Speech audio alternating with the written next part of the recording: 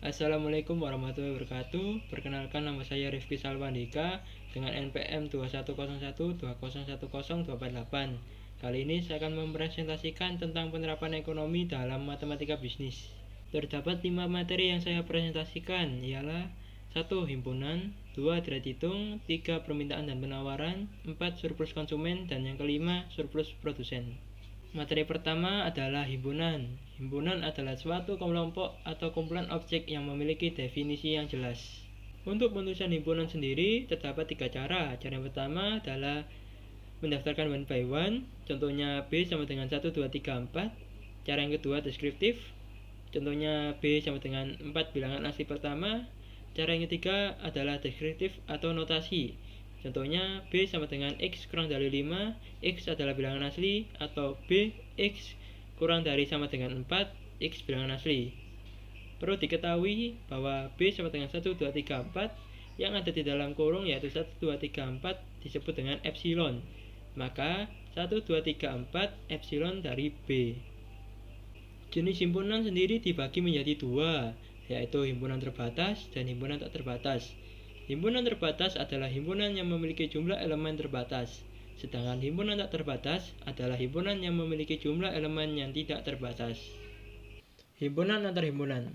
Himpunan antar himpunan terbagi menjadi 4 macam. Yang pertama himpunan sama, yang kedua himpunan bagian, yang ketiga himpunan saling lepas, dan yang keempat himpunan berpotongan. Yang pertama himpunan sama. A sama dengan 1, 2, 3, 4, B sama dengan 4 bilangan asli pertama. Jadi himpunan A dan himpunan B memiliki anggota himpunan yang sama, dapat disimbolkan dengan A sama dengan B. Yang kedua, himpunan bagian. A sama dengan 1, 2, 3, 4, 5, dan yang B sama dengan 3, 4, 5. Jadi, anggota himpunan B ada di dalam himpunan A, yaitu 3, 4, 5. Dapat disimbolkan B bagian dari A. Untuk himpunan saling lepas, A sama dengan 1, 2, 3, B sama dengan 4, 5, 6. Jadi, anggota himpunan A dan B tidak memiliki keterkaitan atau kesinambungan. Disimbolkan A tidak sama dengan B. Untuk himpunan berpotongan, anggota himpunan A sama dengan beberapa anggota himpunan B.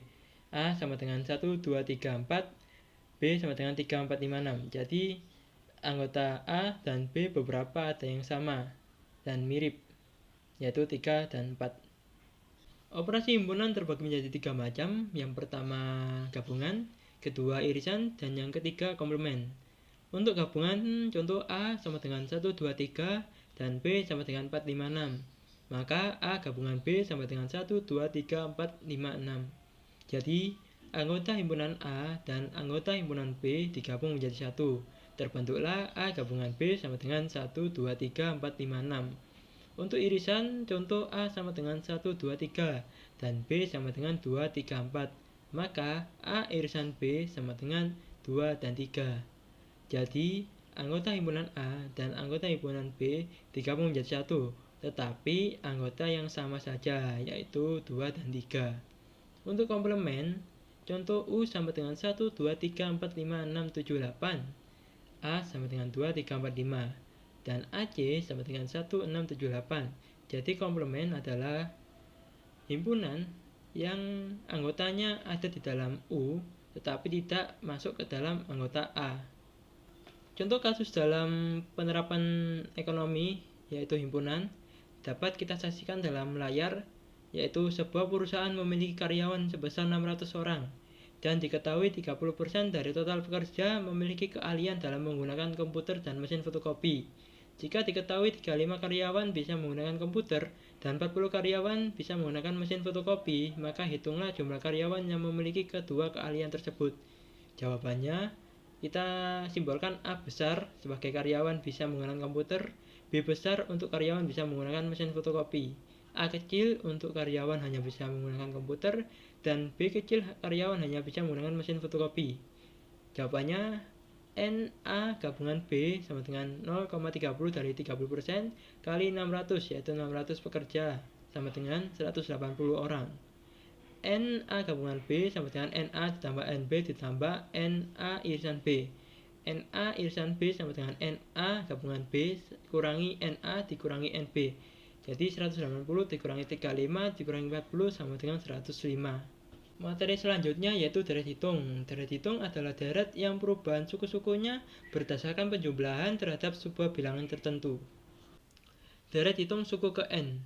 Rumusnya Sn sama dengan A plus buka kurung n min 1 tutup kurung B. Keterangan Sn sama dengan suku ke n, A sama dengan suku pertama atau S1, B sama dengan pembeda. Perlu diketahui untuk mencari B, jika diketahui suku secara berurutan, caranya B sama dengan Sn plus 1 min Sn. Jika tidak diketahui suku secara berurutan, caranya buka kurung N2 min N1 tutup kurung B sama dengan Sn2 min Sn1.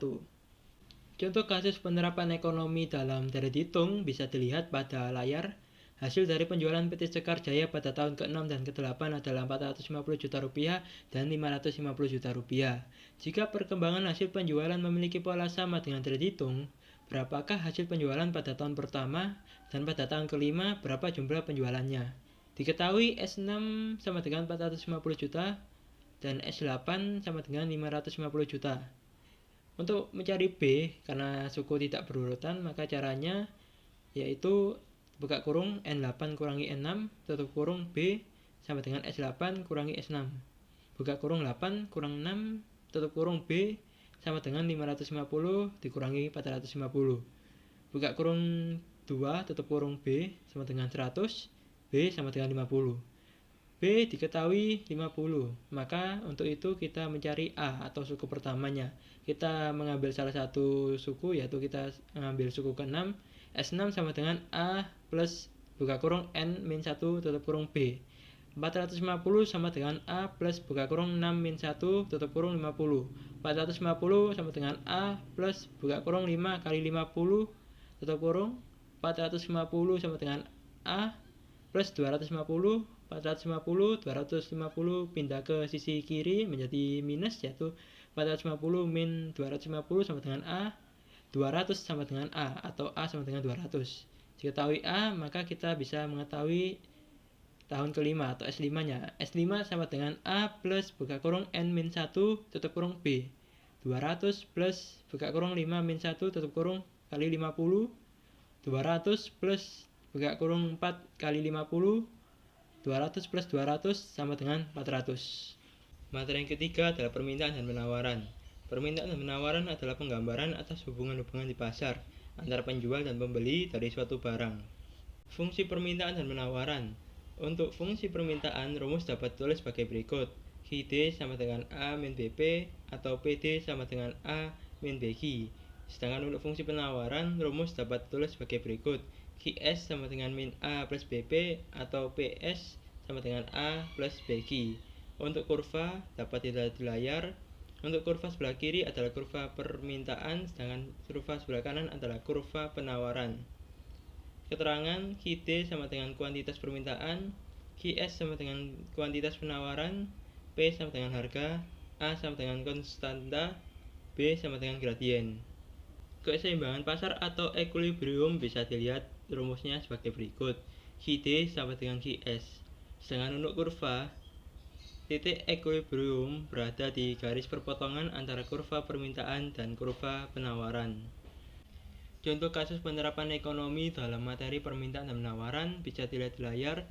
Fungsi permintaan suatu barang ditunjukkan dengan persamaan QD sama dengan 35 min P. Dan fungsi penawarannya QS sama dengan min 20 plus 4P. Berapa harga dan kuantitas keseimbangan yang tercipta di pasar. Gambaran grafik equilibrium. Rumus seperti semula atau sebelumnya, yaitu QD sama dengan QS. QD-nya 35 min P dan QS-nya min 20 plus 4P. Maka QD sama dengan QS. Lanjut 35 min P sama dengan min 20 plus 4P. 35 plus 20 sama dengan 4P plus P. 55 sama dengan 5P. P-nya 11. Karena sudah diketahui P-nya, maka kita mencari Q. Kita ambil salah satu persamaannya, yaitu Q sama dengan 35 min P. Q sama dengan 35 min P, Q sama dengan 35 min 11, Q-nya 24. Jadi equilibrium yang terjadi pada harga, yaitu 11 atau PE sama dengan 11, dan pada barang adalah 24, atau QE sama dengan 24. Untuk menggambar grafik dari soal sebelumnya bisa kita lihat di layar. Titik equilibrium sudah ditemukan, yaitu PE sama dengan 11 dan QE sama dengan 24. Maka tinggal mencari kurva permintaan dan kurva penawaran. Untuk kurva permintaannya, maka P sama dengan 0, QD sama dengan 35 min P, QD sama dengan 35. Sedangkan untuk kurva penawarannya, maka Q sama dengan 0, QS sama dengan min 20 plus 4P, QS-nya 0 sama dengan min 20 plus 4P, 4P pindah ke sisi kiri menjadi negatif 4P sama dengan negatif 20, P sama dengan 5. Untuk kurva bisa dilihat di layar sebelah kanan. Titik equilibrium berada di 24,11 dan untuk kurva permintaannya berada di garis Q35, dan untuk kurva penawarannya berada di garis P5. Materi yang keempat adalah surplus konsumen. Surplus konsumen atau CS adalah selisih antara jumlah maksimum yang rela dibayar oleh konsumen dengan jumlah yang sebenarnya dibayar oleh konsumen. Penerapan surplus konsumen. Surplus konsumen berada di bawah kurva permintaan dan di atas garis harga real. Jadi jika kita lihat dalam kurva sebelah kiri, penempatan surplus konsumen berada di bawah garis merah dan di atas garis potong-potong P, yang dimana garis merah adalah kurva permintaan dan garis potong-potong P adalah harga real. Keterangan Pmax sama dengan harga maksimum, P sama dengan harga real, Q sama dengan kuantitas real. Untuk mencari CS kita menggunakan rumus luas segitiga, yaitu setengah kali alas kali tinggi. Contoh kasus penerapan ekonomi dalam materi surplus konsumen bisa dilihat di layar. Fungsi permintaan dari sebuah produk adalah PD sama dengan 100 min 2Q. A. Hitunglah besarnya surplus konsumen dan gambarlah grafiknya jika harga pasar adalah 70 per unit. B. Jika harga pasar turun dari 70 menjadi 50 per unit, hitunglah surplus konsumen yang baru dan gambarkan grafik soal A. Untuk mencari jawaban soal A, yaitu surplus konsumen dan gambar grafik, maka terlebih dahulu kita mencari titik potong sumbu Q dan sumbu P. Untuk mencari titik potong sumbu Q, jika P sama dengan 0, maka kita masukkan ke dalam persamaan tadi, yaitu PD sama dengan 100 min 2Q. Maka P sama dengan 0, 100 min 2Q. Min 2Q pindah ke ruas kiri menjadi 2Q sama dengan 100, Q sama dengan 50. Untuk mencari titik potong sumbu P, jika Q sama dengan 0, maka P sama dengan 100 min 2 kali 0, P sama dengan 100, maka sudah ditemukan titik potong sumbu Q dan P. Jika harga pasar menjadi 70, maka P sama dengan 70. 70 sama dengan 100 min 2Q, min 2Q pindah ruas menjadi 2Q sama dengan 100 min 70, 2Q sama dengan 30, maka Q sama dengan 15. Untuk surplus konsumennya, caranya 15 buka kurung 100 min 70 tutup kurung bagi 2, hasilnya sama dengan 225. Itu surplus konsumen untuk jawaban A.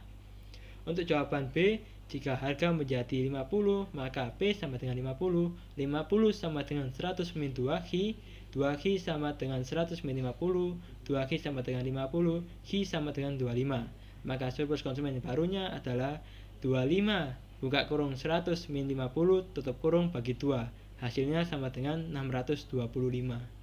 Setelah menjawab soal A dan B di soal sebelumnya, maka kita lanjutkan untuk menggambar grafik.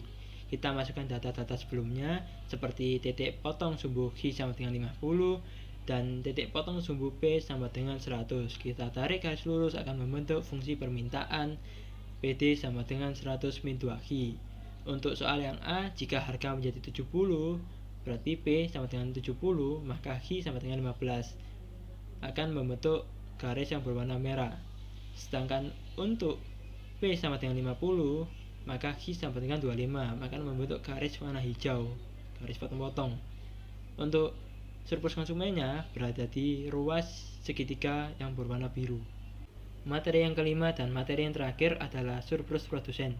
Surplus produsen atau PS adalah selisih antara jumlah sebenarnya yang diterima oleh produsen dengan harga terendah yang rela diterima oleh produsen. Penerapan surplus produsen. Surplus produsen berada di atas kurva penawaran dan di bawah garis harga real. Jadi jika kita lihat pada kurva sebelah kiri, maka surplus produsen berada di atas garis supply atau kurva penawaran dan di bawah garis P, garis harga real. Keterangan P min harga minimum, P sama dengan harga real, Q sama dengan kuantitas real. Untuk mencari PS kita menggunakan rumus luas segitiga, yaitu setengah kali alas kali tinggi. Contoh kasus penerapan ekonomi dalam materi surplus produsen. Soal bisa dilihat pada layar. Fungsi penawaran dari sebuah produk adalah PS sama dengan 20 plus 5Q. A. Hitunglah besarnya surplus produsen dan gambarlah grafiknya jika harga pasar adalah 65 per unit. B. Jika harga pasar naik dari 65 menjadi 80 per unit, hitunglah surplus produsen yang baru dan gambar pada grafik soal A. Untuk mencari surplus produsen dan gambar grafik, pertama-tama kita mencari titik potong sumbu P. Titik potong sumbu P, jika Q sama dengan 0, kita masukkan ke dalam fungsinya, yaitu P sama dengan 20 plus 5Q, P sama dengan 20 plus 5 kali 0, P sama dengan 20. Maka titik potong sumbu P adalah 20. Untuk mencari harga, jika harga pasar 65, maka P sama dengan 65.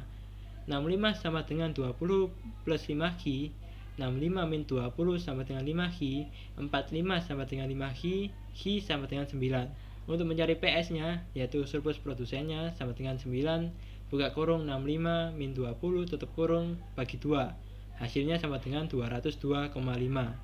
Untuk soal yang B, jika harga naik menjadi 80, maka P sama dengan 80. 80 sama dengan 20 plus 5Q, 80 min 20 sama dengan 5Q, 60 sama dengan 5Q, Q sama dengan 12. Maka untuk mencari surplus produsen yang baru, PS sama dengan 12 buka kurung 80 min 20 tutup kurung bagi 2. Hasilnya sama dengan 360. Setelah kita menemukan jawaban A dan B, selanjutnya kita akan menggambar grafik. Grafik bisa kita lihat pada layar. Sebelumnya kita masukkan terlebih dahulu data-data jawaban soal tersebut. Titik potong sumbu P berada di 20 akan membentuk garis berwarna hijau yang akan nantinya menjadi fungsi penawaran PS sama dengan 20 plus 5Q. Untuk harga 65 atau P sama dengan 65 akan membentuk garis potong-potong berwarna merah dengan titik koordinat 9,65. Sedangkan jika harga naik menjadi 80 atau P sama dengan 80 akan membentuk garis potong-potong berwarna kuning yang bertitik koordinat 12,80. Untuk surplus produsennya bisa kita lihat pada ruas gambar segitiga berwarna coklat pada grafik. Sekian materi yang dapat saya sampaikan. Bila ada salah kata atau perbuatan yang tidak berkenan maupun materi yang saya sampaikan tidak jelas, saya selaku pemateri minta maaf yang sebesar-besarnya. Wassalamualaikum warahmatullahi wabarakatuh.